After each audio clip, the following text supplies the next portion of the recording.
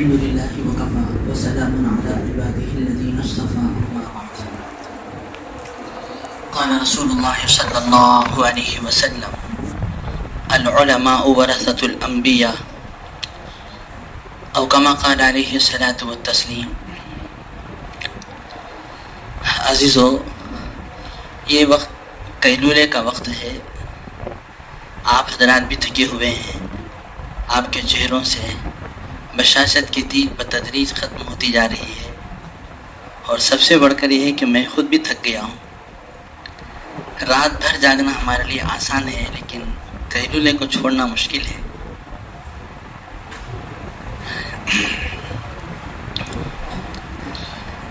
ایک چیز جو عام طور پر ہم سنتے رہتے ہیں، اتباع سنت.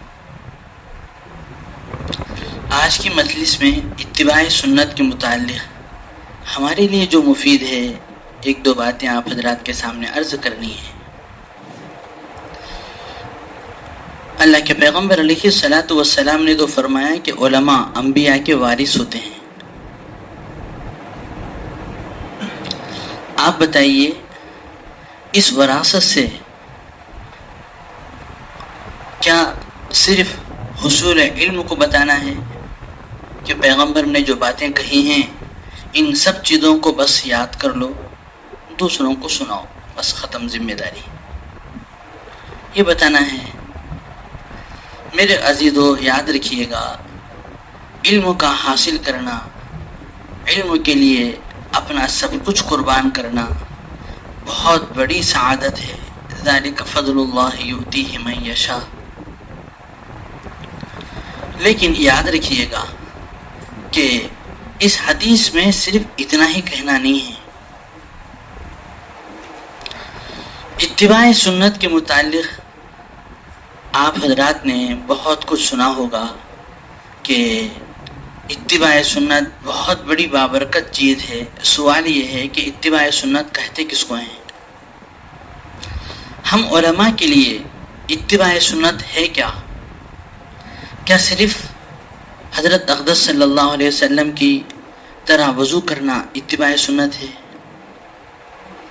یا صرف آپ کی طرح مسواک کا استعمال کرنا صرف اتباع سنت ہے؟ عزیزو، اتباع سنت کو صرف ان چیزوں میں محدود کر لینا بہت بڑی ناانصافی کی بات ہے. اللہ کے نبی علیہ الصلاۃ والسلام کی سب سے بڑی خاصیت یہ تھی، آپ نے نبوت کا جب اعلان فرمایا، پہاڑی واز بڑا مشہور واز ہے.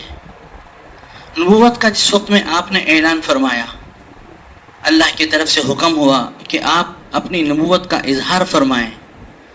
اظہار نبوت، اعلان نبوت کے وقت سب سے پہلی چیز جو آپ نے پیش کی ہے وہ اپنی زندگی کو لوگوں کے سامنے ایک عبرت کے لیے پیش کیا کہ میں تمہارے درمیان اتنے سالوں سے زندگی گزارا ہوں. میرے بچپنے کو تم نے دیکھا ہے، میری جوانی کو تم نے دیکھا ہے، اب تک کے زمانے کو تم نے دیکھا ہے. کیا میرے اندر کسی قسم کے عیب کو یا ہے کہ کسی قسم کی کوئی ایسی قابل اعتراض چیز کو تم پاتے ہو؟ آج ہم کام کرنے کے لیے میدان میں اترے ہیں، مختلف قسم کی شکایتیں آج ہمارے سامنے ہیں، انکار نہیں ہے. مدارس کا حال، مکاتب کا حال، باہر کے لوگوں کے حالات یہ واقعی انتہائی پریشان کن ہیں. ان سب چیزوں کو آپ دوسرے نمبر پر رکھیے. جس ماحول میں ہم ہیں، مسجد میں اگر ہم ہیں، کیا ہم اپنے مصلیوں کو کہہ سکتے ہیں اسوہ نبوی کو دیکھنا ہو تو میری ذات کو دیکھو؟ اگر ہم تدریسی خدمت میں ہیں، کیا کہہ سکتے ہیں کہ پیغمبر کے اسوے کو دیکھنا ہو، ان تلامذہ کو کہہ سکتے ہیں کہ مجھے دیکھو؟ کسی بھی میدان میں آپ کام کر رہے ہوں، ہمارے کام میں برکت، ہمارے کام میں نصرت اسی وقت میں آئے گی جب تک کہ اتباع سنت اس لائن کے متعلق ہمارے اندر نہ ہو. اب میں خود غور کروں، مدرسے کے اندر اللہ کے نے تدریس خدمت دی ہے، کیا میں طلباء کو کہہ سکتا ہوں کہ کہ آپ اسوہ نبوی کو دیکھنا ہو مجھے دیکھو، یہ سب سے بڑی اتباع سنت ہے۔ اگر ہم یہ کہہ نہیں سکتے، ایک چارٹ لیں، کاپی لیں، قلم لیں، ہم ان عیوب کو لکھیں جن کی بنیاد پر ہم اپنے بچوں کے سامنے، اپنے مسلیوں کے سامنے، پبلک کے سامنے ہم نہیں کہہ سکتے کیا چیزیں ہمارے اندر خرابیاں ہیں۔ ان سب چیزوں کو ترتیب وار لکھیں اور پھر غور کریں کیا ان چیزوں کو ہم بدل سکتے ہیں یا نہیں ہیں۔ مثلا معذرت کے ساتھ میں عرض کروں، بے جا موبائل کا میرے پاس استعمال ہے، کیا میں اسے اپنے کنٹرول میں لا سکتا ہوں یا نہیں؟ بے جا وقت کو ضائع کرنے کا میرے پاس ہے، کیا میں اس کو صحیح کر سکتا ہوں یا نہیں؟ وہ تمام چیزوں کو لکھیں جن چیزوں کی بنیاد پر آج ہم اپنے لوگوں کو کہہ نہیں سکتے اسوہ نبوی کو دیکھنا ہو تو مجھے دیکھو۔ اللہ کے نبی علیہ الصلوۃ والسلام نے صحابہ کو یہ کہا تھا کہ یہ سارے عالم کے لیے ستاروں کی طرح ہیں، کسی کی بھی زندگی کو دیکھو۔ عزیزو یاد رکھیے گا، جس دور سے ہم گزر رہے ہیں، جب تک اپنے اندر یہ ماحول ہم پیدا نہیں کرتے، اپنے اندر یہ طاقت ہم پیدا نہیں کرتے کہ اگر پیغمبر کی زندگی کو دیکھنا ہو تو مجھے دیکھو، یاد رکھیے میرے اپنی سمجھ کے مطابق پیغمبر کے ہم صحیح معنی میں وارث نہیں ہیں۔ وہ کیا ناخلف بیٹا ہے، باپ کی عادت و اطوار کو اپنے اندر پیدا نہیں کرتا۔ باپ سچ کہتا تھا، بیٹے میں نہیں ہے۔ باپ وقت کی حفاظت کرتا تھا، بیٹے میں نہیں ہے۔ باپ کے اندر تقسیم کی عادت تھی، بیٹے میں نہیں ہے۔ باپ کے اندر بانٹنے کی عادت تھی، بیٹے میں نہیں ہے۔ کیا کہہ سکتا ہے کہ میں فلانے کا باپ بیٹا ہوں؟ اگر وہ کہے بھی لوگ کیا مانیں گے اسے؟ اس لیے بڑی معذرت کے ساتھ مجھے عرض کرنا یہ ہے، سب سے پہلے ان خامیوں کو ہم بتدریج دور کرنے کی کوشش کریں جن خامیوں کی بنیاد پر آج ہم اپنے عوام کے سامنے، اپنے مدرسے کے بچوں کے سامنے کہہ نہیں سکتے میری زندگی کو دیکھو۔ ہم کہہ نہیں سکتے۔ پھر اتباع سنت کیا ہے ہمارے اندر؟ کس چیز کو دیکھ کر ہم دعویٰ کر سکتے ہیں کہ ہمارے اندر اتباع سنت ہے؟ اللہ معاف فرمائے، میں بطور معذرت کے میں عرض کروں، یہ ہم نے سفید لباس پہنا ہے، آپ بتائیے یہ لباس ہم نے شوق سے پہنا ہے یا سنت سمجھ کے پہنا ہے؟ اگر اسی لباس کو شوق ہے، میرا پسندیدہ ہے، یہ سمجھ کے ہم نے پہنا ہے تو میرے اپنے خیال کے مطابق یہ بھی اتباع سنت نہیں ہے، یہ بھی اتباع سنت نہیں ہے۔ اپنی زندگی کے ایک ایک چیز کو ہم غور کریں۔ چلیے اگر کسی وجہ سے پوری زندگی کو ہم بدل نہیں سکتے، اللہ کے لیے کم سے کم ایک شعبے میں تو ایسا تخصص پیدا کریں، ایسا اختصاص ہم پیدا کریں کہ ہم امت کو کہہ سکیں کہ فلانے شعبے میں اگر حضور کی زندگی کو دیکھنا ہو تو مجھے دیکھو۔ سب میں نہیں بدل سکتے زندگی کو، پوری زندگی کو ہم یہ نہیں کر سکتے، کم سے کم ایک شعبے میں تو کوشش کریں، ایک ایک سے ہم اپنی زندگی کو تبدیل کریں۔ انسان کا مزاج یہ ہے، جن چیزوں کو وہ آسانی کے ساتھ بدل سکتا ہے اس کی طرف اس کا خیال نہیں جاتا، جن چیزوں کو بدل نہیں سکتا عموماً اس کی طرف اس کا خیال جاتا ہے۔ ایک تاجر دکان میں بیٹھا ہوا ہے، اس کی دکان صحیح نہیں چل رہی، اس کا ہمیشہ رونا یہ ہوتا ہے پتہ نہیں میرے ساتھ میری مقدر میں کیا ہے، میری دکان صحیح نہیں چلتی، مجھے صحیح نہیں نفع نہیں ملتا، مجھے فلانا، یہ سارا رونا روتے ہیں۔ آپ بتائیے یہ سارے ہمارے اختیار میں ہیں؟ نہیں ہیں۔ ہمارے اختیار میں کیا تھا؟ کیا وقت پر ہم دکان کو جاتے ہیں؟ وقت پر ہم مدرسے کو جاتے ہیں؟ وقت پر ہم مسجد کو جاتے ہیں؟ یہ ہمارے اختیار میں ہے۔ اپنے مدرسے کے طلباء سے خوش مزاجی سے بات کرتے ہیں؟ کیا ہم نے ان بچوں میں وہ محبت کو پیدا کی ہے جسے وہ سمجھیں کہ یہ ان کی خوشی، ان کا غم یہ ہمارے لیے ہے؟ آپ سنیے اتباع سنت کیسے ہوتی تھی۔ حضرت جی مولانا اللہ جی رحمۃ اللہ علیہ جس وقت میں میوات میں حضرت نے کام کو شروع فرمایا، حضرت مولانا عبید اللہ صاحب کے ساتھ حضرت جی کا سفر ہوا۔ ابھی کام کی شروعات تھی، وہاں ابھی فتوحات کا دور نہیں تھا، ایک جگہ کام کرنا تھا، مطلب گشت کا وقت تھا۔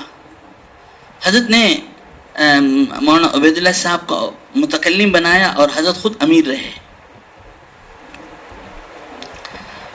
لیکن بہت دیر تک دیکھا مولانا عبیداللہ صاحب ماشاءاللہ بڑے شاندار جید قسم کے عالم اور اچھا بات کرنے والے، لوگوں کے مزاج کے مطابق سب کچھ بات کرنے والے، لیکن کوئی آنے کے لیے تیار نہیں ہے۔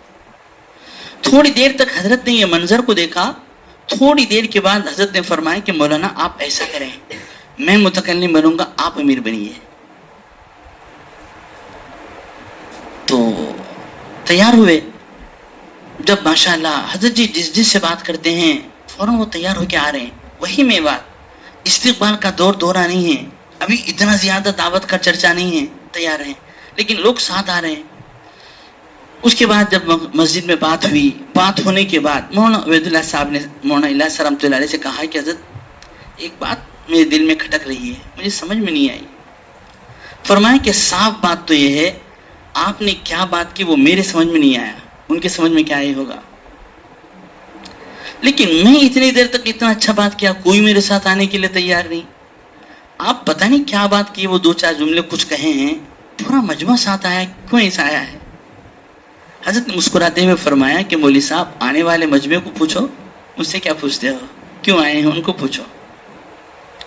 حضرت نے جب اس مجمع کو پوچھا، بڑی عجیب بات انہوں نے کہی ہے۔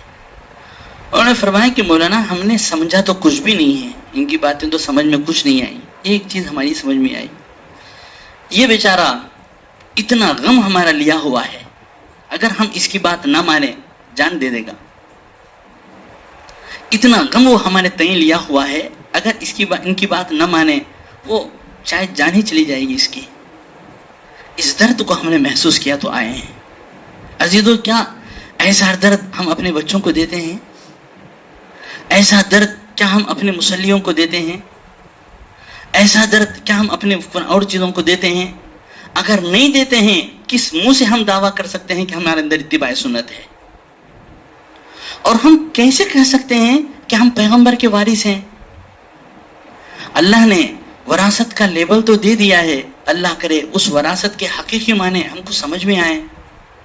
اس لیے سب سے پہلے مجھے چیز عرض کرنا ہے، اللہ نے وراثت کی اتنی بڑی ذمہ داری دی ہے، اس ذمہ داری کا حق اسی وقت میں ادا ہوگا کہ ہم جس فیلڈ میں، جس میدان میں ہم کام کر رہے ہیں، اس میدان والوں سے ہم کہیں کہ اگر تم سنت طریقے کو، پیغمبر کی زندگی کو دیکھنا ہو تو ہم کو دیکھو۔ آپ یہاں آئے ہیں، یہ فکریں لے کر جائیے، آج سے ہماری زندگی کے اندر تبدیلی آنا ہے۔ ہم کبھی ان چیزوں کو نہ دیکھیں جس کو بدل نہیں سکتے، طلبہ کو بدل نہیں سکتے، کسی کے دل ہمارے ہاتھ میں نہیں ہے، مسجد کے ساتھیوں کو ہم بدل نہیں سکتے، ماحول والوں کو ہم بدل نہیں سکتے، بدل کسے سکتے ہیں؟ ہم کو بدل سکتے ہیں۔ کیا ہماری آنکھوں میں وہ پاکیزگی ہے؟ اگر اسی وقت میں ہمارا انتقال ہو گیا، اللہ تعالیٰ ہم سے دیکھ کر خوش ہو جائے، ایسا ہے؟ ہماری زبان میں وہ سچائی ہے اور ہمارے ذاتی معاملات ایسے ہیں اور ہمارا تعلق کچھ نہ کچھ تو بھی اللہ کے سامنے 2-4 منٹ کے لیے تو رونے کا ہے، اگر کچھ بھی نہیں ہے کیا لے کر ہم بتائیں کہ ماحول میں محنت کریں گے؟ اس لیے عزیزو یاد رکھیے، پہلی چیز تو یہ ہے، اتباع سنت کا مفہوم میں سب سے بڑی چیز یہ ہے، جس میدان میں ہم کام کر رہے ہوں اس میدان والوں کو ہم کہہ سکیں کہ اگر تم اسوہ نبوی کو دیکھنا ہو تو مجھے دیکھو۔ اس کی تبدیلی، اس کی کوشش آج سے ہم کرنا ہے، چاہے تاجر ہو، چاہے عالم ہو، چاہے وہ قاضی ہو، ہر لائن میں اتباع سنت ہے، ہر لائن میں پیغمبر کی مبارک زندگی ہے۔ یہ زندگیاں صرف کتابوں کی حد تک رہ گئیں، اللہ کرے کہ وہ زندگیاں حقیقی معنی میں ہمارے اندر آئیں، حقیقی معنی میں ہمارے اندر آئیں، آدمی اس کے اندر اتنا ڈوب جائے، اتنا یہ سب کچھ کر لے کہ اسے بجز اتباع سنت کے کچھ خیال نہ رہے، بس اس کے لیے ایک چیز یہاں سے طے کر کے جائیے، آج تک ہم جیے ہیں اور کھائے ہیں، پیے ہیں، سب اپنے لیے ہے، اب اس کے بعد سے ہمارا جینا، ہمارا مرنا، کھانا سونا سب اللہ کے لیے ہوگا۔ بہت ہم نے ماشاءاللہ عیش کر لیا ہے، بہت ہم نے مزے اٹھائے ہیں، پتہ نہیں کہاں کہاں ہماری صلاحیتیں گزر گئی ہیں، پتہ نہیں کیا کیا ماحول میں ہم رہے ہیں۔ اس لیے اب سے کم وراثت کا وہ کچھ نہ کچھ تو بھی حق ادا کرنے کے لیے ہم اپنے آپ کو، اپنے پر پہلے محنت کریں، محنت کا میدان اپنی ذات سے ہوتا ہے. اپنی ذات کو چھوڑ کر باہر محنت کرنا شروع کریں کبھی وہ آتا نہیں ہے. اور پھر دیکھیے ہر ایک کی محنت کا میدان ایک نہیں ہوتا. کسی کے یہاں تو یاد رکھیے گا بڑی اہم چیز ہے, کسی کے یہاں محنت دعوت و تبلیغ کی جماعت پر کرنی ہے, کسی کے یہاں محنت باطل فرقوں پر کرنی ہے, کسی کے یہاں محنت نوجوان نسل پر کرنی ہے. اپنے اپنے جس علاقوں میں ہم ہیں کام کو تقسیم کر لیں. ہم خود بیٹھ کر اللہ کے سامنے روئیں, اللہ مجھے تو نے زندگی دیا ہے, یہ زندگی تیری امانت ہے اور پتہ نہیں یہ زندگی کب تک باقی رہے. اللہ تو نے یہ زندگی دیا ہے اور پیغمبر کا تو نے مجھے نائب بنایا ہے, وارث بنایا ہے. اس ماحول کے لیے میں کیا کر سکتا ہوں, اللہ میرے سمجھ میں دل میں بات ڈالیے. اللہ مجھ سے کام لے لیجیے, اللہ مجھ سے کام لے لیجیے, اللہ سے منوائیں. اللہ تعالیٰ انشاءاللہ پھر شرح صدر فرمائیں گے. اللہ تعالیٰ سے خوب روئیں کہ اس وقت کے حالات کے لحاظ سے کیا کرنا ہے. عزیزو میں کسی چیز پر میں چوٹ نہیں کر رہا, میں ایسے اشارہ کر رہا ہوں. آپ بتائیے حضرت مدنی کو کیا حدیث پڑھانا نہیں آتا تھا؟ اللہ اکبر, کتنے بڑے شیخ الحدیث تھے, کتنے اونچے درجے کی علمی شخصیت تھی. کیا چیزیں تھیں کہ روز اقدس کے پاس بیٹھ کر قال اللہ قال رسول پڑھانے والے, اتنے اونچی درجے کی شخصیت. کیا وہ دیوانگی سوار ہوئی, ذہنوں کے حوالے ہوئے؟ کیوں؟ کیا ان کو نہیں آتا تھا شیخ الحدیث بننا؟ کیا وہ کسی بھی جگہ جا کر بیٹھتے حدیث کا حلقہ نہیں لگتا؟ حضرت مدنی کے آپ حالات پڑھیں. مسجد نبوی میں حضرت مدنی کا جب درس ہوتا تھا اور دیگر درس جتنے بھی ہوتے تھے وہ سب کے سب بتدریج پھیکے پڑھنے لگے. اور کتنی اعلیٰ درجے کی کشف و کرامت اور کیا کچھ قلبی طاقتیں اللہ نے ان کو دیا ہے, اندازہ ہم نہیں کر سکتے. وہ قلبی طاقتوں کا اندازہ نہیں کر سکتے. یہ سب کچھ ہونے کے باوجود حضرت مدنی کی زندگی جیلوں کے حوالے ہوئی. حضرت مدنی کی عادت یہ تھی کبھی پنکھے کے نیچے سوتے نہیں تھے. حضرت شیخ الحدیث کے ہاں بکثرت حضرت کی آمد و رفت رہتی, بکثرت آمد و رفت رہتی تھی. بہت کثرت سے آتے تھے سہارنپور. جس اجلاس میں آتے, اجلاس کے پورے کام ہونے کے بعد صاف طور پر کہتے کہ میرا کھانا شیخ کے ہاں ہوگا, میں کھاؤں گا تو شیخ کے ہاں. وہ لوگ کہتے کہ ہم آپ کو بلائے ہیں. فرماتے کہ بھئی آپ کے لیے جس کام کے لیے آنا ہوا تو وہ تو میں نے کام کر لیا ہے, کام ہو گیا, کھانا تو وہاں ہوگا. حضرت شیخ الحدیث بڑے اہتمام کے ساتھ حضرت مدنی کے لیے کھانے کا سونے کا انتظام بہت اہتمام سے کرتے تھے, بہت اہتمام سے کرتے تھے. کسی طالب علم کو باقاعدہ مقرر کرتے پنکھا جی نے, حضرت سخت ڈانٹتے تھے. کبھی ڈانٹنے کا طرز یہ ہوتا تھا کسی حدیث میں اس کا ثبوت ہے, وہ کیا جواب دیتے؟ کوئی جواب نہیں دے سکتا تھا. کبھی تو حضرت کہتے, حضرت شیخ نے ایک مرتبہ مفتی محمود صاحب بڑے رحمۃ اللہ علیہ سے پوچھا کہ مفتی صاحب, مفتی جی بتائیے کسی حدیث میں ثبوت ہے اس کا؟ مفتی صاحب نے کہا کہ جی ہاں ثبوت ہے. حضرت ابو ہریرہ رضی اللہ تعالیٰ صحابی رسول نمازیوں کو پنکھا جھیلتے تھے.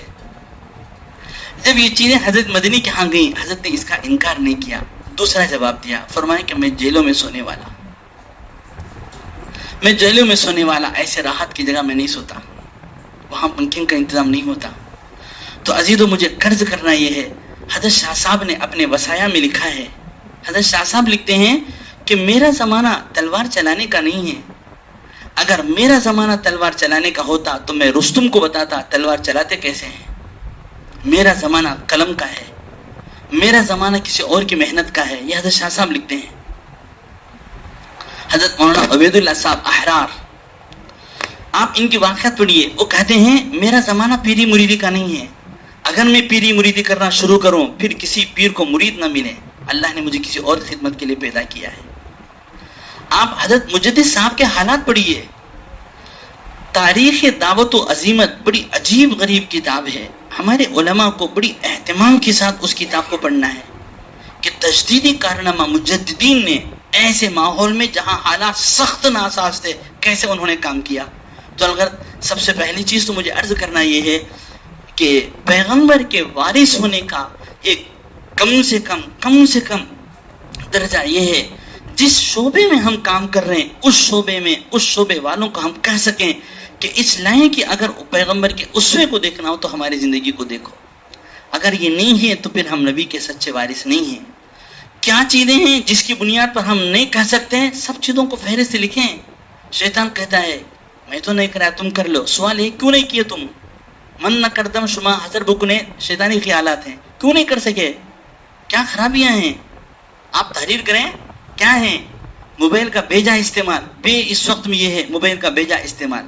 یاد رکھیے عزیزو، اللہ کے بندوں نے لکھا ہے، اللہ والوں نے لکھا ہے کہ ایک مرتبہ کی بد نظری مدتوں کی برسوں کی عبادت کو خاک بنا کے رکھے گی.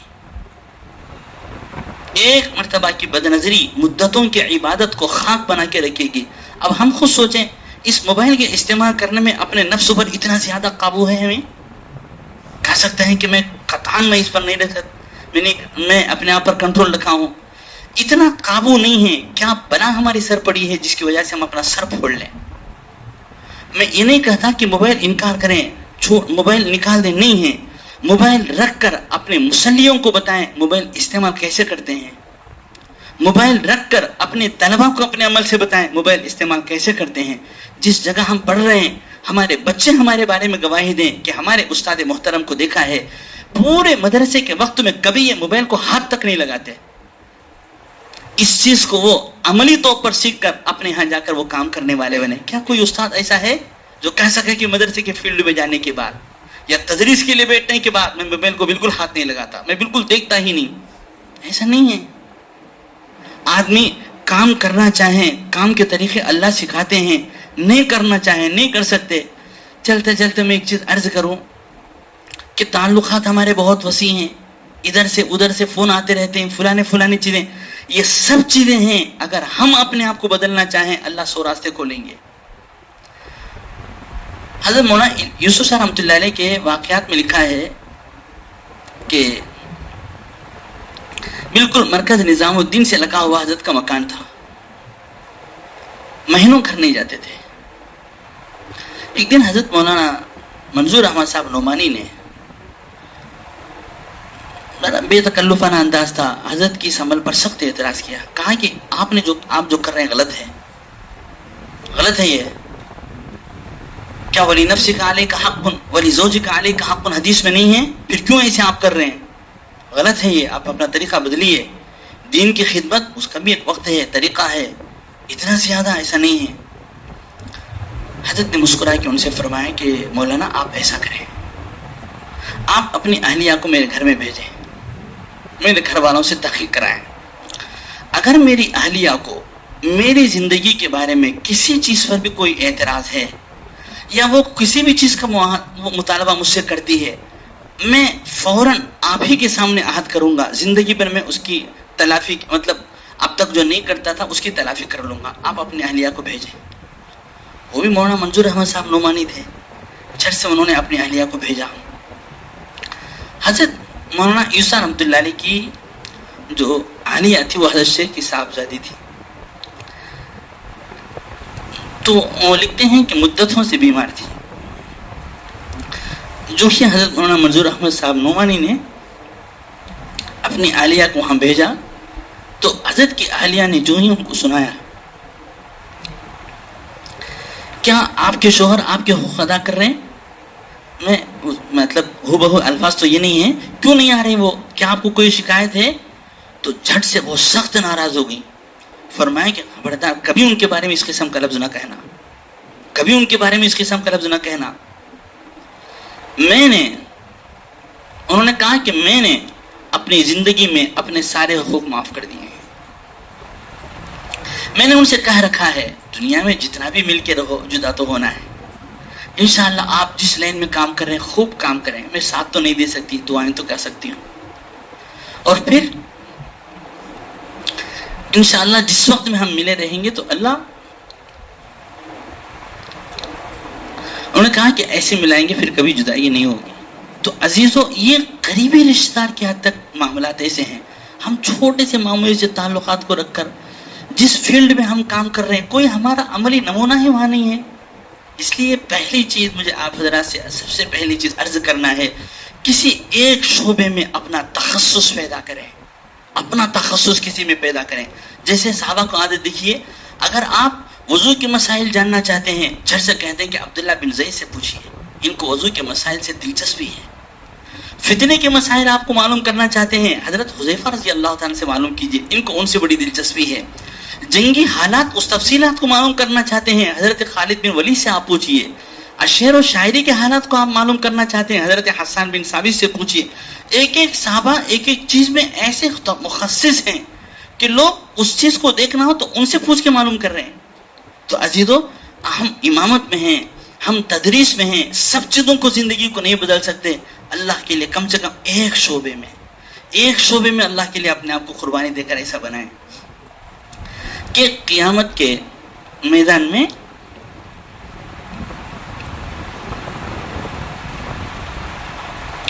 جب وہاں اللہ کے نبی علیہ الصلوۃ والسلام سے ملاقات ہو تو کم سے کم یہ کہہ تو سکیں کہ ہم کو کہ آپ جو وراثت کی ذمہ داری مجھے دے دی گئی تھی پورا تو نہیں کر سکا یا رسول اللہ، ایک چیز میں نے ادا کیا، کوشش میں نے کی، کچھ تو بھی کہہ سکیں۔ کسی میں بھی ہم نہیں ہیں تو بتائیے ہم کیا کہہ سکتے ہیں؟ ایک چیز۔ دوسری چیز دیکھیے، جس ماحول سے ہم گزر رہے ہیں، ہمارا دور، یہ بھی اتباع سنت کے متعلق میں عرض کر رہا ہوں، ہمارا دور مستقبل سے مایوس ہو گیا ہے۔ یاد رکھیں، جہاں کہیں فتنے پنپتے ہیں، چوریاں عام ہوتی ہیں، ظلم و ستم عام ہوتے ہیں، نشانی اس بات کی ہے کہ مستقبل سے مایوس ہیں۔ ہر ایک اپنے حالات میں اتنا گھرا ہوا ہے کہ کوئی حد نہیں۔ کبھی آپ اس کے لیے دیکھنا چاہیں، ایک دن کبھی مسجد میں بیٹھیں، اس نظریے سے بیٹھیں کہ یہاں کے لوگوں کے حالات کیسے ہیں، آپ کو ان حالات کا اندازہ ہوگا۔ عزیزو، ہم پیغمبر کے وارث ہیں، پیغمبر کے وارث ہیں۔ اللہ کے نبی علیہ الصلوۃ والسلام نے کیا کہا تھا؟ سبحان اللہ، جب بھی مجھے یہ حدیث پڑھنا ہوتا ہے رونگٹے کھڑے ہوتے ہیں۔ بخاری کی روایت ہے، بلکہ کئی کتابوں میں یہ روایت ہے، آپ نے کیا عجیب ارشاد فرمایا، من ترک مالا فلورثتہ، جو شخص مال چھوڑ کے دنیا سے چلا گیا اس کے بعد ورثہ تقسیم کر لیں۔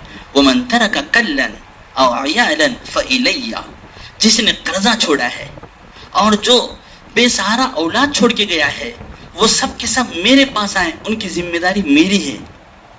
کیا آج ہم اپنے مسجد میں کڑ کے کہہ سکتے ہیں کہ جتنے بھی غم اور پریشان قسم کے لوگ ہیں، آپ نہ گھبرائیں، آپ کے لیے پشت پناہ میں ہوں؟ کہہ سکتے ہیں ہم نے کبھی کسی کو کہا ہے؟ یہ لفظ جو ہی آتا ہے ہم فوراً سوچتے ہیں شاید پیسے تقسیم کرنا ہوگا۔ عزیزو، یاد رکھیے گا، اس کے لیے پیسے تقسیم کرنا نہیں ہے، پیسے تقسیم کرنا نہیں ہے، پیسے تقسیم کرنا آپ اپنی صلاحی سے، اس کے لیے دراصل وہ خیر خانہ جذبے کا اپنے اندر پیدا کرنا ہے، خیر خانہ جذبے کا پیدا کرنا ہے۔ ایک شخص شراب میں مبتلا ہے، ایسے شراب میں نہیں پیتا، آپ دیکھیں کیوں شراب میں مبتلا ہے۔ ایک شخص چرچ کو جا رہا ہے، ایک تو غلطی ہے، وہ تو چرچ کو جا رہا ہے، صرف چرچ کو ایسے نہیں جاتا، کبھی تھوڑی دیر کے وقت ہو فرصت نکال کے جائیں، کیوں چرچ کو جا رہا ہے۔ کوئی خاتون کسی زنا کے کسی اور جگہ کی وہ زینت بن چکی ہے، وہ کیوں جا رہی ہے اسے؟ ایک نہیں ہے، دسیوں قسم کی اس قسم کے حالات ہیں۔ آج پبلک دل ٹوٹ چکا ہے ان کا، تقریباً ان کا اندازہ ہے کہ آج ہمارا پشت پناہ کوئی نہیں ہے۔ اتباع سنت کی بہت بڑی اہم چیز ہے، ہر عالم دین کو اپنے اندر یہ جذبہ پیدا کرنا ہے، اپنے قوم سے وہ کہہ سکیں کہ آپ مت گھبرائیے، آپ کا پشت پناہ میں ہوں۔ یہ جذبہ ہمارے اندر پیدا ہونا ہے۔ پھر یہ کون کہے گا؟ کہ صرف بادشاہ کہے گا من ترک مالا فلورثتہ؟ آپ ان کے بعد صدیق اکبر کو دیکھیے، آپ ان کے بعد فاروق اعظم کو دیکھیے، آپ ان کے بعد اوروں کو دیکھیے، آپ حضرت امام محمد علیہ الرحمہ کو دیکھیے، آپ حضرت امام ابو حنیفہ کے حالات کو پڑھیے، یہ سب کے سب اپنے قوم کے لیے پشت پناہ ہیں، اپنے قوم کے لیے بہت بڑے پشت پناہ ہیں، اس قدر پشت پناہ ہیں کہ ان کے وقت میں قوم بڑی آسانی کی سی نیند سو رہی ہے۔ آج وہ جذبہ ہمارے پاس نہیں ہے، وہ جذبہ ہمارے پاس آج نہیں ہے۔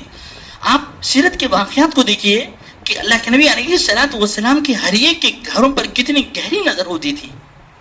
کیا ہمارے مصلیوں پر ایسے ہماری نظر ہے؟ ہمارے ہاں جو طلبہ پڑھتے ہیں ان کے گھروں پر ہماری نظر ہے؟ پیسوں کو چھوڑیے، پیسے تو بات کی باتیں ہیں، خیر خواہانہ دل کے اندر وہ جذبہ پیدا کیجیے، عرش اعظم والا اپنا خزانہ آپ کے قدموں میں ڈالے گا، وہ تو خزانہ دینے کے لیے تیار ہے۔ کمزوری ہماری ہے کہ ہم کو لینا نہیں آتا۔ بتائیے اس کا خزانہ کس کے لیے ہے؟ کیا اس کی بیوی ہے؟ کیا اس کے بچے ہیں؟ کچھ نہیں ہے. کیا وہ کھاتا ہے؟ نہ وہ رب کھاتا ہے، نہ وہ رب پیتا ہے، نہ اس کی بیوی ہیں، نہ بچے ہیں. پھر کس کے لیے وہ عرش اعظم کا خزانہ رکھے؟ وہ سارا خزانہ ہمارے لیے ہے، لینا نہیں آیا. وہ دیتے کب ہیں؟ ان دل پہلے، سب سے پہلے دل کا دروازہ کھلے، اس کے اندر وہ خیر خواہانہ جذبہ پیدا ہو جائے. اللہ معاف فرمائے. بڑی معذرت کے ساتھ میں ایک چیز میں عرض کروں، یاد رکھیے گا. ہمارے اپنے زمانے کے اندر تانا دینے کا مزاج بہت ہو گیا. شراب پینے والے کو شرابی کا تانا، نہ پڑھنے والے کو نہ پڑھنے کا تانا. طلبہ مدارس میں آ کر شکایت کرتے ہیں کہ استاد وہ تانا دیتے ہیں. پڑھانے والا مدرس آ کر کہتا ہے پڑھنا نہیں تو کون دیتی ہے مدرسے میں آؤ بولا، کھانا نہیں تھا کیا تیرے باپ کے پاس؟ تانا دینے کا آج مزاج ہو گیا. آپ مجھے بتائیں پوری زندگی میں کہیں اللہ کے نبی علیہ الصلوۃ والسلام نے کسی کو تانا دیا؟ ہاں، ناراض ہوئے ہیں کچھ مواقع پر. وہ بھی ان صحابہ سے ناراض ہوئے ہیں جن کے بارے میں آپ کو امید ہے. آپ جس کے بارے میں ناراض ہوئے کچھ نہیں ہوتا. آپ ہر صحابی کے بارے میں ناراض نہیں ہوئے. ابھی آپ نے سنا ہے خطبہ استقبالیہ میں، اس سے پہلے ابتدائی تقریر میں صرف حضرت معاذ پر، افتان انت یا معاذ، آپ سخت ناراض ہوئے. اللہ کے لیے قوم کی خوبیوں کو دیکھیں. مدرسے میں پڑھتے ہیں، ایک بچہ کچھ پڑھنا نہیں آتا، شرارت کرنا آتا ہے، بھاگنا آتا ہے. آپ دیکھیں الناس معادن کمعادن الذهب والفضة. ہر طالب علم کے اندر غضب کی صلاحیتیں ہیں. ان صلاحیتوں کو نکالنے والا وہ اصل استاد ہوتا ہے. دو چار لفظ بولنے والا وہ استاد نہیں ہے. آپ پہچانیں کہ طالب علم میں کیا صلاحیت ہے. کسی طالب علم پر محنت کریں، اپنے وقت کا بہترین مقرر بن سکتا ہے. کسی پر محنت کریں، اپنے وقت کا بہترین قاضی بن سکتا ہے، اپنے وقت کا بہترین سیاسی لیڈر بن سکتا ہے. آپ سوچیں، یہ سوچنا ہمارا کام. یہ سوچنا کب ہوگا؟ یہ سوچنا اس وقت میں ہوگا تانا دینے کا مزاج ہمارا ختم ہو جائے، مزاج ختم ہو جائے. اللہ کے بندوں کو اس نظریے سے دیکھیں، ان میں سے ہر ایک کے اندر وہ خوبی ہے، اس خوبی کو ہمیں نکالنا ہے. آپ بتائیں حضرت فاروق اعظم کون تھے؟ اللہ مجھے معاف فرمائے، میں اس قسم کے الفاظ نہیں بولنا ہے. اسلام لانے سے پہلے حال کیا تھا؟ پھر اتنے بڑے فاروق اعظم کیسے بنے جن کے بارے میں پیغمبر کی شہادت ہے کہ نبوت کی تمہاری اندر صلاحیت ہے، جن کے بارے میں پیغمبر کہہ رہے ہیں کہ فرشتہ تمہاری زبان سے بولتا ہے. پہلے کیا تھے، اب کیا ہو گئے؟ آپ کی نظر مبارک ہے فاروق اعظم پر. فاروق اعظم کی زندگی کو چھوڑ دیے. خالد بن ولید کون ہے بتائیے؟ آپ جنگ احد کے واقعات کو بڑی تفصیلی سے مطالعہ کیجئے. سیرت مصطفیٰ آپ پڑھیے، سیرت حلبیہ آپ پڑھیے، اور ابن حجر عسقلانی کی المواہب اللدنیہ پڑھیے، جو انہوں نے وہ شرح مواہب لدنیہ لکھا. یہ کتابیں آپ پڑھیے. ان کتابوں کو پڑھنے کے بعد آپ اندازہ کریں احد کا واقعہ کیا ہے، خالد کون ہے، آپ کو پتا چلے گا. اللہ کے نبی علیہ الصلوۃ والسلام کے دندان مبارک شہید ہوا، ذریعہ بظاہر حضرت خالد ہیں. گڑھے کے اندر گر گئے، بظاہر ذریعہ حضرت خالد بن ولید ہیں. 70 صحابہ شہید ہوئے، بظاہر ذریعہ حضرت خالد بن ولید ہیں. یہ سب چیزوں کا ذریعہ حضرت خالد بن ولید ہیں. آپ مجھے بتائیں کبھی آپ نے خالد بن ولید کو تانا دیا ہے؟ کبھی ان کے لیے آپ نے بددعائیں الفاظ استعمال کیے ہیں؟ اگر ایسا نہیں ہے، کیوں ہم اپنے ہاں رہنے والے کسی طالب علم کو تانا دیں؟ پڑھنا نہیں آیا تو کون دیتی ہے مدرسے کو آپ بولے؟ یہ تانا ہم کیوں دیں؟ اپنے مسجد کے مصلی کو کیوں دیں؟ اتنے مرتبہ شراب پیتا رہتا، کتنے مرتبہ تجھے بولنا، کیوں دیں؟ پھر بتائیے وہ خیر خواہی کا جذبہ نہیں ہے، یہ طلبہ کیسے قریب ہوں گے؟ کیسے ہوں گے قریب؟ چنانچہ آپ کی یہ دعائیں ہیں. آپ اس کے بعد آپ پڑھیے صلح حدیبیہ کے واقعات کو. اب بھی حضرت خالد کا غصہ ٹھنڈا نہیں ہوا، باقاعدہ چھپے ہوئے ہیں کہ موقع ملے اللہ کے پیغمبر پر حملہ کریں، صحابہ پر حملہ کریں.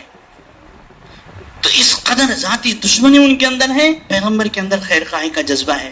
اسی لیے یاد رکھیے گا، قرآن نے انبیاء علیہ الصلوۃ والسلام کی جو صفت بیان فرمائی، وہ آ کر انی لکم ناصح امین، انی لکم ناصح امین. کیا وہ ناصح و امین ہے؟ یاد رکھیے گا، ناصح و امین ہوتا وہ ہے جس کی زبان سے کبھی کسی کے لیے تانا نہیں نکلتا. کبھی الفاظ تانے کے ہوں تب بھی وہ خیر خواہی کا جذبہ رکھتا ہے، کیسے اس سے فائدہ اٹھائیں، یہ میرے سب کے سب میرے ارد گرد رہنے والے ہیں، بڑے قیمتی ہیں، یہ نہیں ہے تو میں بھی نہیں ہوں، یہ ہیں تو میں بھی ہوں، انہی کا میں حصہ ہوں، انہی کے ساتھ جینا مرنا ہے، یہ نہیں ہے تو میں بھی نہیں ہوں. تو اس لیے یہ خیر خواہی کا جذبہ تھا، وہ بڑے قریب ہوئے. پھر خالد بن ولید بنے، سیف اللہ کا خطاب پایا، جن کے ذریعے سے اللہ نے روم و کسرا کے، قیصر و کسرا کی طاقتوں کو توڑا. گھٹنے ٹیکنے پر مجبور ہوئے، بلکہ کسرا کی تو سلطنت کا نام و نشان مٹ گیا. اگر وہ تانے کا مزاج اگر ہمارا ہوتا تو کبھی ایسا نہیں ہوتا عزیزو. اس لیے یہ ہے، یہ پشت پناہ بننا. مدرسے میں ہیں طلباء کے لیے پشت پناہ بننا، ذمہ دار ہیں سارے اساتذہ کے لیے پشت پناہ بننا، امام ہیں اپنے پورے مقتدیوں کے لیے پشت پناہ بننا. لینا کس سے ہے؟ ان سے ہے، لینا ان سے ہے. ان کی ذات اقدس پر نظر رکھیں، وہ تو بڑے عرش اعظم کے خزانے والے ہیں، ہمارے پاس تو کچھ نہیں ہے. یہ خیر خواہی کا اگر جذبہ ہے ضرور اللہ دیں گے. کیا نہیں ہوتا، وہ کیا نہیں کرتا. تو ہی نادا چند کلیوں پر قناعت کر گیا. علامہ اقبال کہتے ہیں چند چیزیں لے کر خاموش بیٹھ گئے.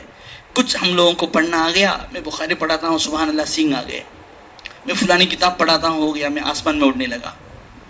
اور چھوٹے موٹے کچھ کرنے لگے، ہم آپ کو بہت کچھ ہی آ گیا، ورنہ ہم تو بہت کچھ تھا، وہ لینا نہیں آتا تھا ہم کو. یہ اتباع سنت ہے کہ اللہ کے پیغمبر نے اعلان فرمایا من ترک مالا فلیورثتی انا اولا بالمؤمنین. سارے ایمان والوں کا سب سے قریبی میں ہوں. جب تک پیغمبر کی ذات اقدس موجود ہے تمہیں کچھ گھبرانے کی ضرورت نہیں ہے. آپ بخاری کی اس روایت کو پڑھیے، مدینہ المنورہ میں گھبراہٹ کے حالات آئے، صحابہ باہر نکلے، اتنے میں دیکھا مدینے کے کنارے سے آپ گھوڑے کو دوڑاتے ہوئے آ رہے ہیں. آپ نے فرمایا گھبراؤ نہیں، گھبراؤ نہیں، میں نے مدینے کو دیکھا ہے، کہیں کچھ نہیں ہے، جاؤ اطمینان کے ساتھ سو جاؤ. یہ پیغمبر کہہ رہے ہیں صلی اللہ علیہ وسلم. سب سے پہلے اپنے آپ کو اٹھا رہے ہیں، سب سے پہلے اپنے آپ کو یہ کر رہے ہیں. تو عزیزو اس لیے یہ دوسری چیز جو میں نے عرض کی ہے، یہ پشت پناہی بننا. امت کے لیے رونے والے کسی پریشان غمگین آدمی کے کندھے پر ہاتھ رکھ کہنا گھبراؤ نہیں، اللہ کے سہارے کے بعد میری پشت پناہی مت گھبراؤ. کسی رونے والے کے آنسوؤں کو پوچھنا، کسی بھوکے کو ایک نوالا کھلانا، یہ سب سے بڑی چیز ہے، یہی اللہ کو پسند ہے. خیر الناس من ينفع الناس. آج آپ آئے ہیں سوچ کے یہیں سے جائیں آج سے مجھے کچھ تو بھی کرنا ہے. کچھ نہیں کر سکتے، پرندوں کو پانی پلائے. اللہ میرے سے کچھ نہیں ہو سکتا، پرندوں کو پانی پلائے. پرندوں کے لیے تو خم وہ بھی نہیں ہو سکتا. چونٹیوں کے لیے جو کھانا کھاتے ہیں اس کے کچھ چیزیں لے جا کر چونٹیوں کے لیے ڈالے. اللہ میرے ذریعے سے چونٹیوں کے لیے تو فائدہ ہوگا. تو جیسے ہمارے عزائم ہوتے ہیں اتنے بہت اونچے چلیں گے، ورنہ تو بزرگ عزیز طلبہ چل نہیں سکتے. تو تیسری چیز اتباع سنت کے متعلق مجھے عرض کرنا یہ ہے، یہ سب کے سب اتباع سنت کے شعبے ہیں. اللہ کے نبی علیہ الصلوۃ والسلام نے آپ نے دعوت کو شروع فرمایا. آپ نے ابتدا کتاب ہمارے رسول سے لے کر اخیر تک بھی آپ نے پڑھا ہوگا. مکہ المکرمہ والوں نے اعلان کیا، اور صاحب کے سارے سردار جمع ہوئے، ابو طالب کی خدمت میں آئے. آ کر انہوں نے عرض کیا کہ آپ اپنے بھتیجے کو روکیں. ابو طالب نے اللہ کے پیغمبر علیہ الصلوۃ والسلام کو بلا کے منع کیا کہ بھتیجے اتنی ذمہ داری مجھ پر مت ڈالو جو میری طاقت سے بڑھ کر ہو. آپ نے کیا کہا؟ تاریخ میں کچھ بڑی شخصیتوں نے ایسے جملے کہے ہیں، کہے نہیں ہیں، اس کے لیے کر کے دنیا والوں کو بتا کے گئے ہیں. کہا کہ چچا جان اگر یہ لوگ میرے ایک ہاتھ میں سورج کو رکھیں، دوسرے ہاتھ میں چاند کو رکھیں، پھر بھی میں جس کام کو لے کر آیا ہوں یہ کہیں کہ اس کام کو چھوڑ دو، تب بھی میں نہیں چھوڑ سکتا. یا تو کام کرتے کرتے کام پورا ہو جائے، یا ایک ایک کام کرتے کرتے میں خود اپنے آپ کو اللہ کے لیے قربان کروں. اسے اخلاص کہتے ہیں. اور آسانی کے ساتھ سنیے، اخلاص ہوتا ہے تعریف اور تنقید دونوں سے بالاتر ہو کر کام کرنے کو. جو آدمی کسی تعریف کے محتاج ہو کر کام کرے گا وہ بھی نہیں کر سکتا. جو آدمی تنقیدات کے کام کرے گا وہ بھی کر نہیں سکتا. تعریف سے، تنقید سے، دونوں سے بالاتر ہو کر کام کرنے والا وہی شخص آج تک کام کیا ہے، قیامت تک کام کر سکے گا. کیونکہ عزیزو ماحول دجالی فتنے کا یہ ہے، آپ کو بھی خود بھی کام نہیں کریں گے، آپ کو بھی کرنے نہیں دیں گے.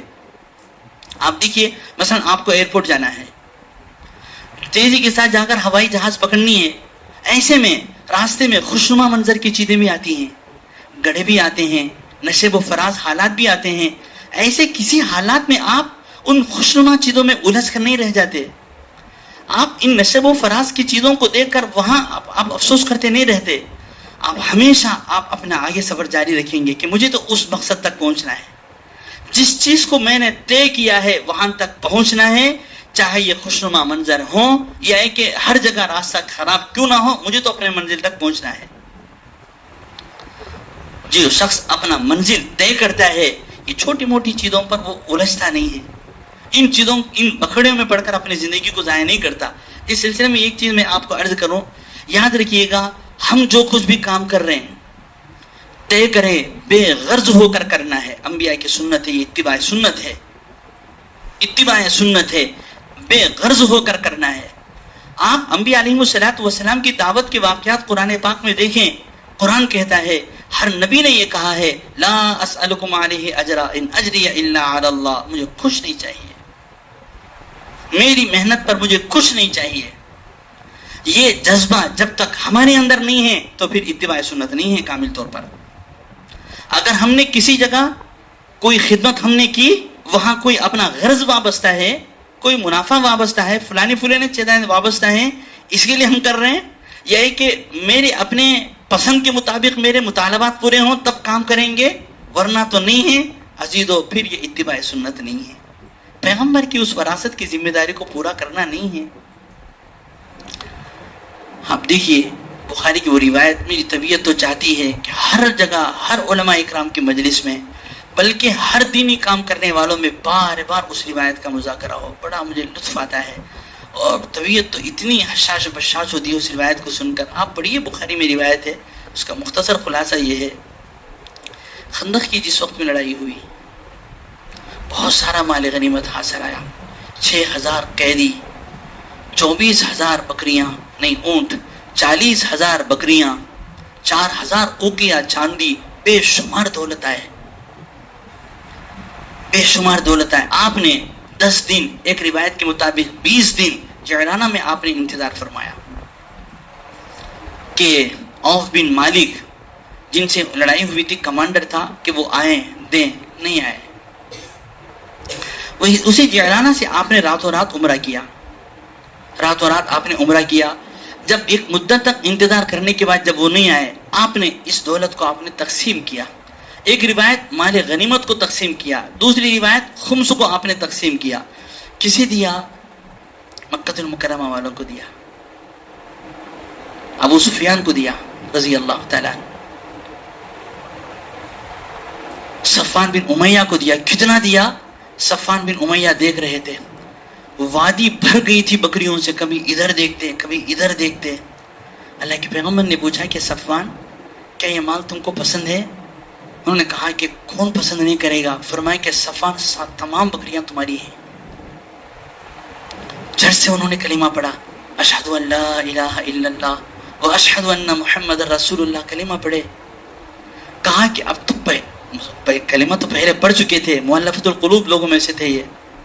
کہا کہ مجھے یقین ہو گیا اتنی بڑی سخاوت پیغمبر کے علاوہ کوئی اور نہیں کر سکتے. یہ سارا کا سارا مال آپ نے مکے والوں کو دیا، مدینے والے دے رہے ہیں ان کو نہیں ملا، مدینے والے دیکھ رہے ہیں ان کو نہیں ملا.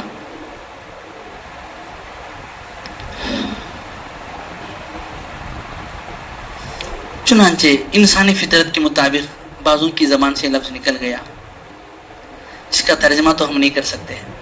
اس کا خلاصہ یہ ہے، مصیبت کے وقت میں ہم کو یاد کرتے ہیں، دینے کا وقت آتا ہے تو اپنوں کو دیتے ہیں. اللہ اکبر. کسی طریقے سے یہ بات آپ کو پہنچی، آپ پریشان ہو گئے. مدینے کے انصار یہ بات کر رہے ہیں کہ مصیبت کے وقت میں تو ہم کو یاد کیا، بدر احد میں ہم نے قربانی دی، ہر موقع پر مدینے والوں نے قربانی دی، ان کے بچے یتیم ہوئے، ابھی ان کی تلواروں سے خون ٹپک رہا تھا، لیکن دینے کا وقت آیا ان مکے والوں کو جو ان کے اپنے ہیں، ان کو آپ دے رہے ہیں. اس قسم کی باتیں آئیں تو آپ نے، ایک روایت یہ ہے کہ آپ نے سعد بن عبادہ کو بلایا. کہا کہ سعد یہ کیا باتیں ہیں؟ سعد بن عبادہ قبیلے خزرج کے سردار تھے، قبیلے اوس کے سردار. سعد بن معاذ کا تو بہت پہلے انتقال ہو چکا تھا. سعد بن عبادہ کو بلا کر آپ نے پوچھا کہ سعد یہ کیا باتیں ہیں؟ سعد نے کچھ کہا نہیں، لیکن سچ کہنے والے تھے. انہوں نے کہا کہ یا رسول اللہ صلی اللہ علیہ وسلم میں بھی اپنی قوم کا ایک فرد ہوں. بس اتنا کہا، میں بھی اپنی قوم کا ایک فرد ہوں. کیا کہنا چاہتے ہیں؟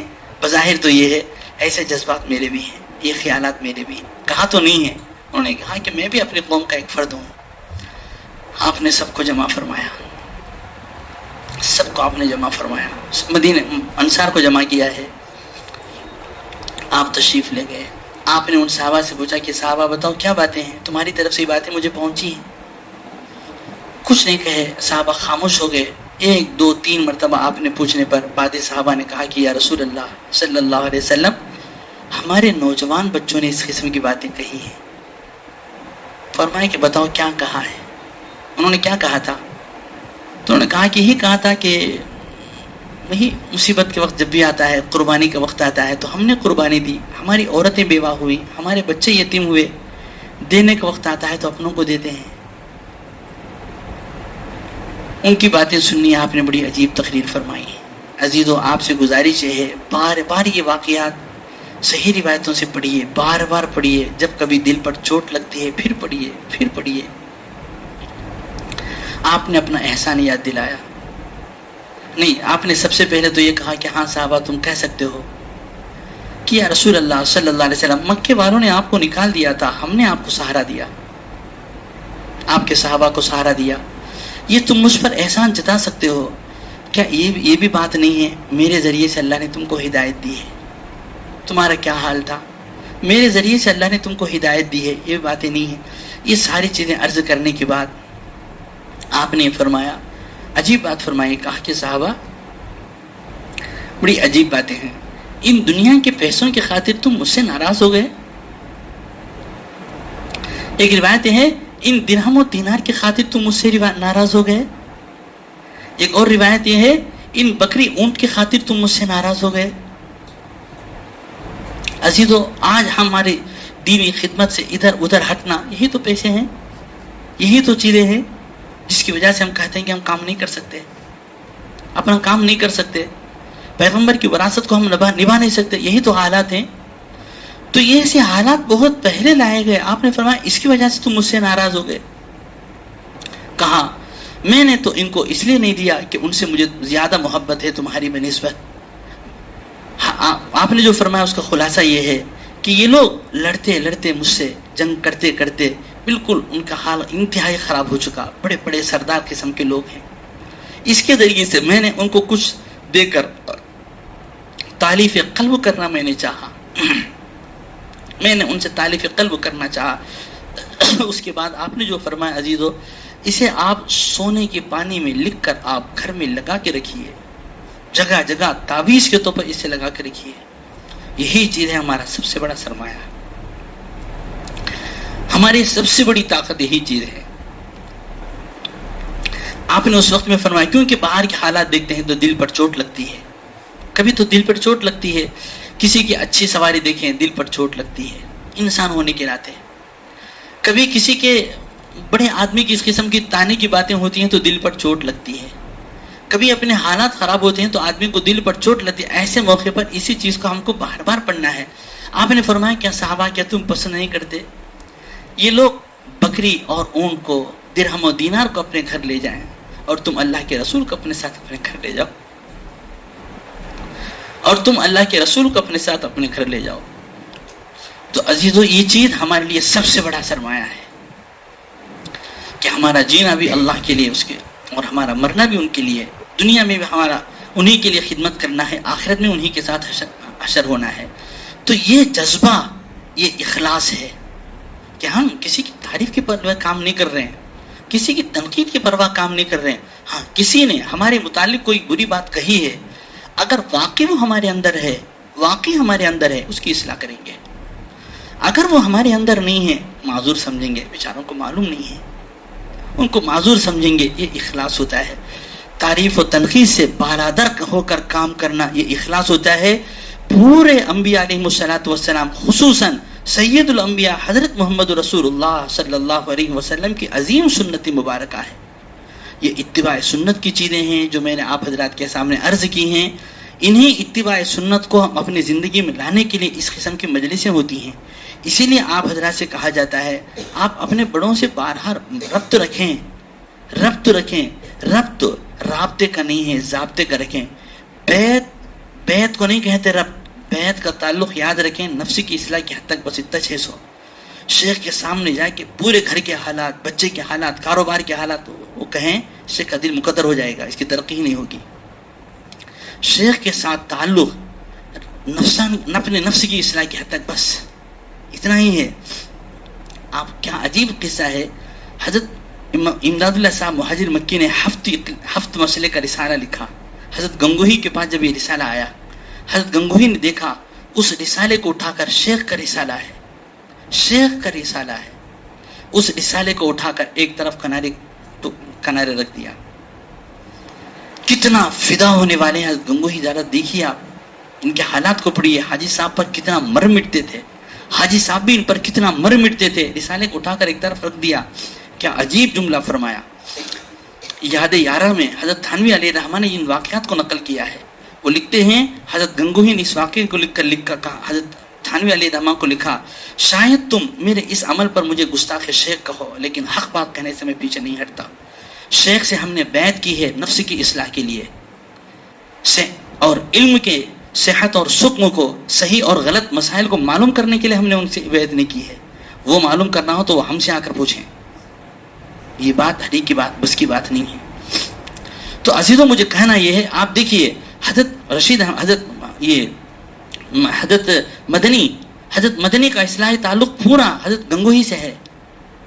حضرت مدنی کا اصلاحی تعلق حضرت گنگوہی سے ہے، لیکن زندگی بھر ساتھ رہے شیخ الہند کے، زندگی بھر ساتھ رہے شیخ الہند کے. مجھے عرض کرنا یہ ہے آپ اپنے ذوق کے مطابق کسی نہ کسی سے اس قسم کے اپنا تعلق باقی رکھیں اپنا، ورنہ یہ زندگی کے اس سفر میں بہت سارے نشیب و فراز آئیں گے، اپنے آپ کو قائم نہیں رکھ سکتے.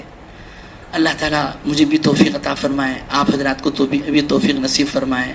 جو کچھ باتیں کہی گئیں اللہ تعالیٰ اخلاص پیدا فرمائے، عمل کی توفیق دے. جو کچھ اس میں غلطیاں لغزشیں ہیں اللہ معاف فرمائے. آپ حضرات کی جننے کو اللہ قبول فرمائے. آمین. وآخر دعوانا الحمدللہ رب العالمین.